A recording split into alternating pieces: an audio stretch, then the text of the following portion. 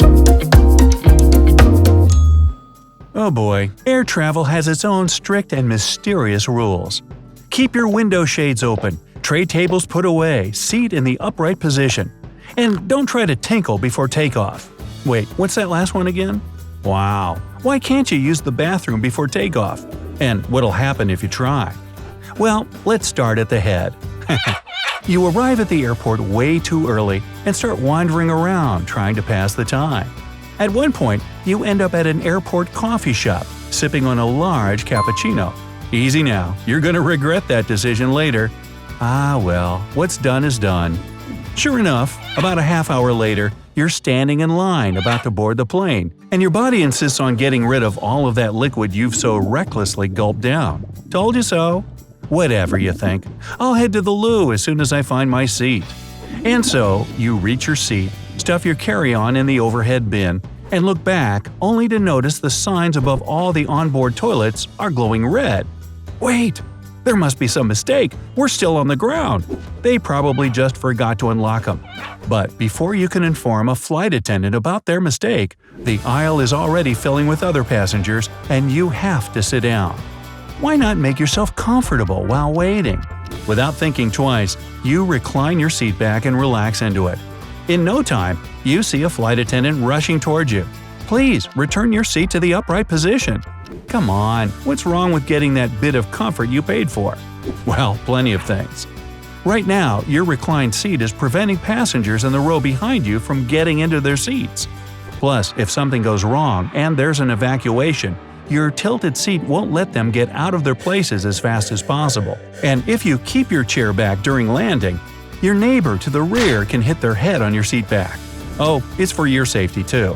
If you're lounging in a reclined position during a crash landing, your head will travel further since it collides with the seat back in the front of you. Along the way, it'll generate more force, which can lead to a serious neck or head injury. And last but not least, the passenger behind you will simply hate your guts for the duration of the trip. Okay, it was worth a try. You hear the engine start up. You decide to scroll through your social media feed. Could you please put your phone in airplane mode or switch it off completely? We're about to taxi to the runway. It's the same attendant again. This is not your day. To be honest, nothing dramatic will happen if you use your phone while the plane is taking off or landing. But what if at least 20 other passengers join you? Pilots say in this situation, they can get false readings on their instruments. For example, inaccurate information that the plane is higher than it is. This can easily lead to a crash. So, no phone for you. Better safe than sorry. Fine. What about my laptop? No internet, promise. You take the thing out of its case, put your earphones in, and get ready to watch your show. Previously downloaded episodes, of course. That's when your neighbor starts making some sort of hand signal, like you need to take your earphone out. I wouldn't do that if I were you. You're supposed to keep your laptop in its bag and store it in the space in front of you for a reason. If something goes wrong during or right after takeoff, a laptop can fly out of your hands at race car speeds, and getting hit by what's now nothing more than an overpriced boomerang could really do someone in. No problem, laptop's going away. The plane finally starts moving, and you see that "Fasten your seatbelt" sign overhead. But you haven't gone to the bathroom yet. Hurry. You stand up and head for the toilet, only to be intercepted by Nurse Ratchet, the flight attendant. Then you feel the plane come to a sudden stop.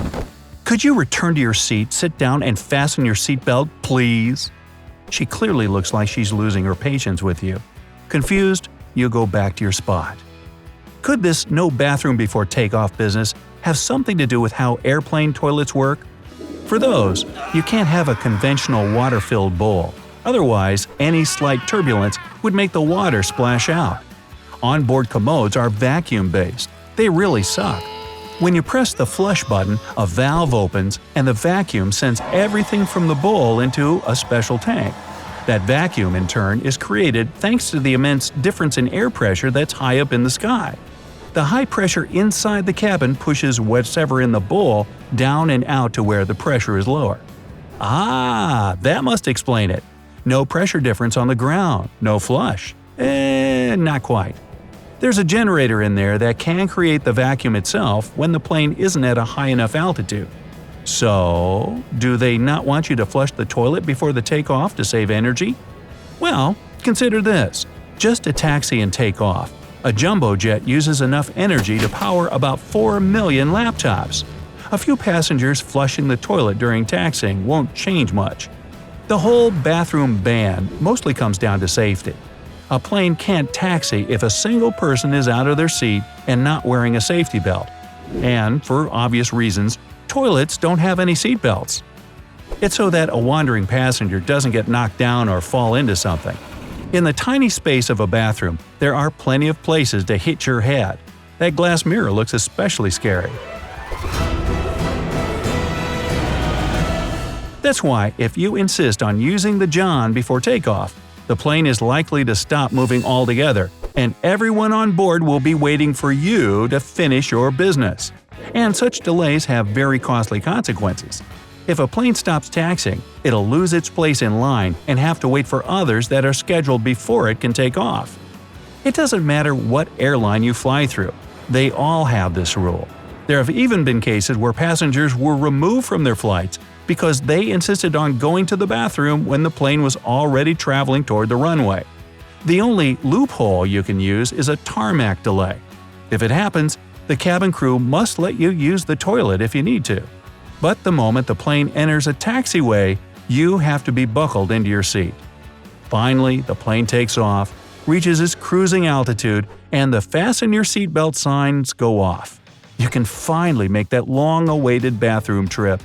After returning to your seat, you notice that the cabin has gotten chilly. Time to turn off that bothersome air vent over your seat. Your nosy, knowledgeable neighbor starts spilling more advice. You should probably keep that on. The flow coming from the vent blows away airborne germs that are just waiting to enter your personal bubble. It's better to put on some extra clothes than to turn that vent off.